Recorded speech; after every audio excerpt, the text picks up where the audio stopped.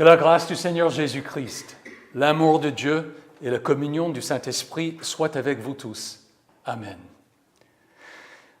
Le texte pour notre méditation est la lecture de l'Évangile de Jean, cette première partie de la prière de Jésus. Jésus leva les yeux vers le ciel et dit : « Père, l'heure est venue.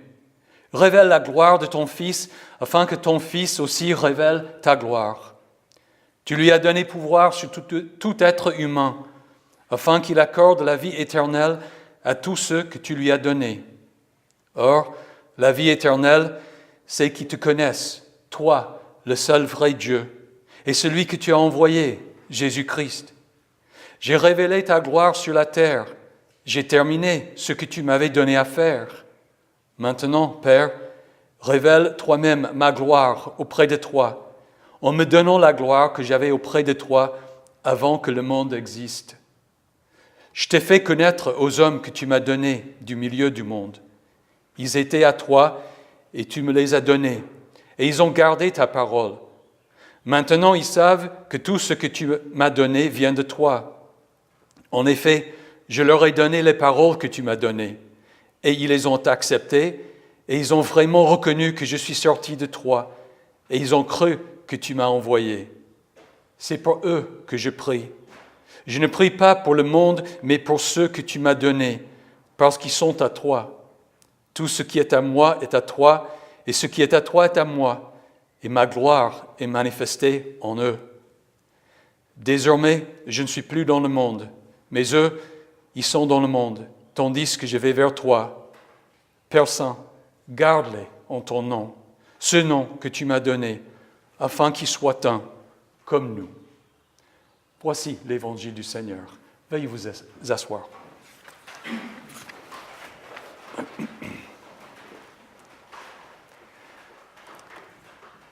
Dans l'Évangile de Jean, Jésus est sur le point d'accomplir l'œuvre de la rédemption du monde.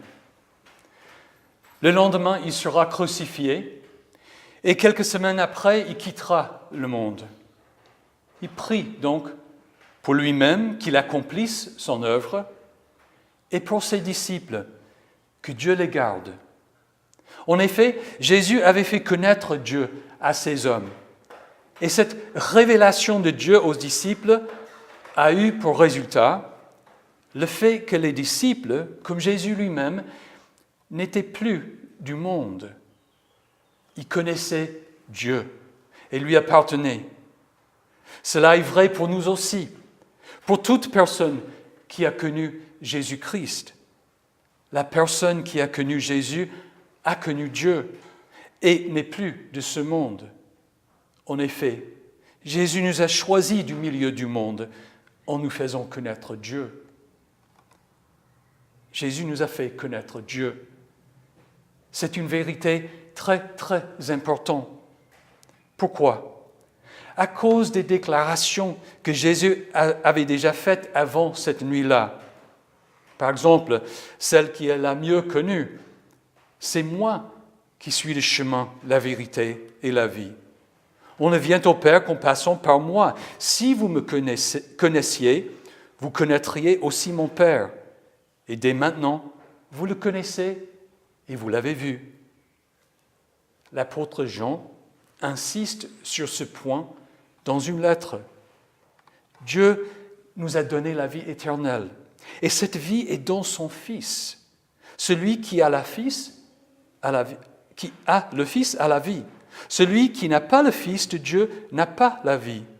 Nous savons aussi que le Fils de Dieu est venu et nous a donné l'intelligence pour connaître le vrai Dieu. Et nous sommes unis au vrai Dieu si nous sommes unis à son Fils Jésus-Christ. C'est lui qui est le vrai Dieu et la vie éternelle. Petits enfants, gardez-vous des idoles. Bref, on ne peut ni connaître Dieu, ni avoir la vie éternelle qu'en passant par Jésus. Le concept du Messie est donc une prétention d'exclusivité. Selon la Bible, Dieu a promis un seul sauveur de la descendance d'Abraham et de David. Cette promesse n'admet pas d'autres Messies.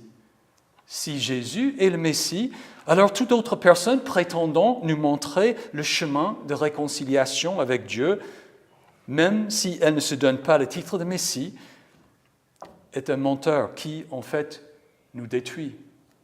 C'est pourquoi Jésus a dit, en vérité, je vous le dis, je suis la porte des brebis.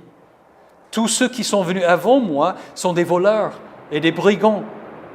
Mais les brebis ne les ont pas écoutés. C'est moi qui suis la porte. Si quelqu'un entre par moi, il sera sauvé. Il entrera et sortira et il trouvera de quoi se nourrir. Le voleur ne vient que pour voler, égorger et détruire. Moi, je suis venu afin que les brebis aient la vie et qu'elle l'ait en abondance. Hier, vous le savez, les 1,6 milliard musulmans dans le monde sont entrés dans le mois de Ramadan. Pour toutes ces personnes, Jésus est un prophète. Il est né de la Vierge Marie, était rempli de l'Esprit Saint, était sans péché, a fait des miracles, et même appelé Messie et parole de Dieu. Pourtant, il n'est ni Dieu, ni son Fils, ni le troisième d'une triade, pas plus qu'il n'a été crucifié. L'islam considère Jésus comme un prophète très important, mais il n'y a aucune différence entre les prophètes de Dieu quant à leur mission. En fin de compte, le Coran dit que le Messie, fils de Marie, n'était qu'un messager. Des messagers sont passés avant lui. Je ne veux pas du tout faire une polémique avec presque un quart de la population du monde. Ce n'est pas mon but ici. Mais cet autre point de vue met en valeur sur ce quoi l'apôtre Jean a insisté tout au long de son évangile et que Jésus a déclaré dans sa prière, à savoir qu'il est beaucoup plus que messager. Il est Dieu, le Fils unique de Dieu, et le seul à nous faire connaître Dieu. Il prie, Père, l'heure est venue. Révèle la gloire de ton Fils afin que ton Fils révèle ta gloire. Tu lui as donné pouvoir sur tout être humain, afin qu'il accorde la vie éternelle à tous ceux que tu lui as donnés. Or, la vie éternelle, c'est qu'ils te connaissent, toi, le seul vrai Dieu, et celui que tu as envoyé, Jésus-Christ. J'ai révélé ta gloire sur la terre. J'ai terminé ce que tu m'avais donné à faire. Maintenant, Père, révèle toi-même ma gloire auprès de toi en me donnant la gloire que j'avais auprès de toi avant que le monde n'existe. Jésus est infiniment plus qu'un messager. Il a fait infiniment plus que de nous montrer un exemple à suivre. Il nous a révélé Dieu, nous l'a fait connaître. Jésus a révélé au monde la gloire de Dieu, une gloire qu'il possédait avec le Père avant que le monde n'existe. Dans l'Ancien Testament, la gloire de Dieu était surtout une manifestation de sa présence en accomplissant un prodige. L'Éternel, par exemple, a fait éclater sa gloire quand il a noyé l'armée du Pharaon dans la mer. Il a manifesté sa gloire en donnant la manne et l'écaille aux Israélites. Et la gloire de Dieu était visible dans la nuée qui accompagnait le peuple. Comment donc Jésus a-t-il fait éclater la gloire de Dieu, celle qu'il avait avec le Père avant que le monde n'existe? Par les signes qu'il a faits, et surtout par sa crucifixion, par sa résurrection et par son élévation à la droite de Dieu. Aux noces de Cana, il a changé de l'eau en vin. Il manifesta sa gloire et ses disciples crurent en lui. Avant d'aller ressusciter Lazare, Jésus a dit « Cette maladie n'aboutirait pas à la mort, mais elle servira à la gloire de Dieu, afin qu'à travers elle, la gloire du Fils de Dieu soit révélée. » Arrivé à Jérusalem, il a déclaré « L'heure où le Fils de l'homme va être élevé dans sa gloire, est venue. Lors du dernier repas avec ses disciples, il a dit, « Tout ce que vous demanderez en mon nom, je le ferai afin que la gloire du Père soit révélée dans le Fils. Et concernant le Saint-Esprit, il révélera ma gloire, parce qu'il prendra de ce qui est à moi et vous l'annoncera. » Malheureusement, la plupart du monde n'a pas reconnu cette gloire, ne la reconnaît toujours pas. À plusieurs reprises, Jésus a constaté que vous ne connaissez ni moi ni mon Père. Si vous me connaissiez, vous connaîtriez aussi mon Père. Aujourd'hui, en principe, 1,6 milliard musulmans et plus de 3 milliards d'autres personnes ne connaissent ni Jésus ni son Père. Ils ne reconnaissent pas la gloire de Dieu révélée en Jésus-Christ. Et nous? Avons-nous reconnu sa gloire? Connaissons-nous Jésus et aussi son Père? Un spécialiste de la Bible a fait cette remarque. Cette connaissance de Dieu et de Jésus-Christ n'est pas simplement intellectuelle, comme une simple transmission d'informations. Dans un évangile qui considère que la foi est tout aussi essentielle que la connaissance à l'acquisition de la vie éternelle, il est évident que la connaissance de Dieu et de Jésus-Christ entraîne la communion, la confiance, la relation personnelle, la foi. C'est cette foi, cette confiance en Jésus qui fait toute la différence. Alors Jésus prie pour ses disciples, pour nous. Je t'ai fait connaître aux hommes que tu m'as donnés du milieu du monde. Ils étaient à toi et tu me les as donnés et ils ont gardé ta parole. Maintenant, ils savent que tout ce que tu m'as donné vient de toi. En effet, je leur ai donné les paroles que tu m'as données et ils les ont acceptées et ils ont vraiment reconnu que je suis sorti de toi et ils ont cru que tu m'as envoyé. C'est pour eux que je prie. Je ne prie pas pour le monde, mais pour ceux que tu m'as donnés, parce qu'ils sont à toi. Tout ce qui est à moi est à toi, et ce qui est à toi est à moi. Et ma gloire est manifestée en eux. Ces hommes que nous appelons apôtres ont vraiment connu Jésus. À ce moment précis, ils n'avaient pas encore compris toute la signification de la Trinité ou de la nature de Jésus ou du Messie, mais ils avaient écouté sa parole, vu ses signes et cru qu'il était le Messie, ce Sauveur. Ils avaient vu sa gloire et pour cela, ils se croyaient prêts à mourir avec lui. Après sa résurrection, lorsque Jésus leur avait ouvert l'intelligence pour comprendre les Écritures, et après avoir reçu le Saint-Esprit, ils comprenaient mieux tout cela et ont vraiment donné leur vie pour proclamer l'Évangile. Cela s'appelle ne plus être du monde. Dans sa prière, Jésus attribue cette transformation à l'activité du Père.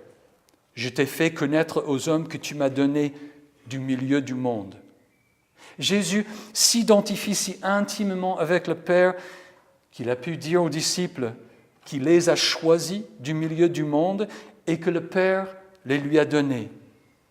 Il n'y a pas de contradiction, car, comme Jésus l'a dit, le Père et moi, nous sommes un. C'est là le mystère de la Trinité, que nous n'allons pas comprendre au fond qu'après la fin du monde. Jésus prie, « Je leur ai donné les paroles que tu m'as données, ils les ont acceptées, et ils ont vraiment reconnu que je suis sorti de toi. Et ils ont cru que tu m'as envoyé. » Les paroles que Jésus leur avait données sont des multiples annonces de l'Évangile. Par exemple, que celui qui écoute ma parole et qui croit à celui qui m'a envoyé a la vie éternelle. Il ne vient pas en jugement, mais il est passé de la mort à la vie. Ou que je vais vous préparer une place. Et puisque je vais vous préparer une place, je reviendrai et je vous prendrai avec moi afin que là où je suis, vous y soyez aussi. C'est le fait de croire à cela, de mettre son entière confiance en Christ qui fait que l'on n'est plus du monde. On est plutôt en communion avec Dieu. J'ai déjà noté que c'est le mois de Ramadan pour les musulmans. Le jeûne, qui s'appelle le Ramadan, de ce mois, est un des 5 piliers de l'islam, c'est-à-dire l'une des 5 pratiques à observer pour être agréable à leur Dieu et atteindre le paradis. Un journal musulman dit que le mois de Ramadan n'est pas qu'un mois de privation, mais, pour utiliser nos termes à nous, un moyen de grâce. Je cite, « Le mois de Ramadan est donc un excellent moyen pour s'attirer la miséricorde et le pardon divin. En effet, celui qui jeûne le mois de Ramadan avec foi, en comptant sur la récompense divine, ses péchés lui seront pardonnés. Le jeûne permet de purifier et de développer la conscience de notre relation avec Allah. C'est une protection contre les desseins du Satan, le lapidé, et de ce monde terrestre. » Fin de citation. C'est un bon exemple de la pensée du monde. Nous pouvons et devons mériter le pardon de nos péchés. C'est le contraire de la foi en Jésus-Christ. En effet, nous estimons que l'homme est déclaré juste par la foi, indépendamment des œuvres de la loi, a écrit l'apôtre Paul. Ne pas être du monde veut dire croire en Christ et d'être trouvé en lui, non avec ma justice, celle qui vient de la loi, mais avec celle qui s'obtient par la foi en Christ. La justice qui vient de Dieu et qui est fondée sur la foi. Ne pas être du monde veut dire, concrètement, ce matin, recevoir le corps et le sang de Christ, donné et versé pour nous pour le pardon de nos péchés. C'est comme ça que nous connaissons Dieu, que nous appartenons à Christ et que sa gloire est manifestée en nous. Mes chers frères et sœurs, Jésus nous a choisis du milieu du monde en nous faisant connaître Dieu. Il prie donc pour nous. Désormais, je ne suis plus dans le monde, mais eux, ils sont dans le monde, tandis que je vais vers toi.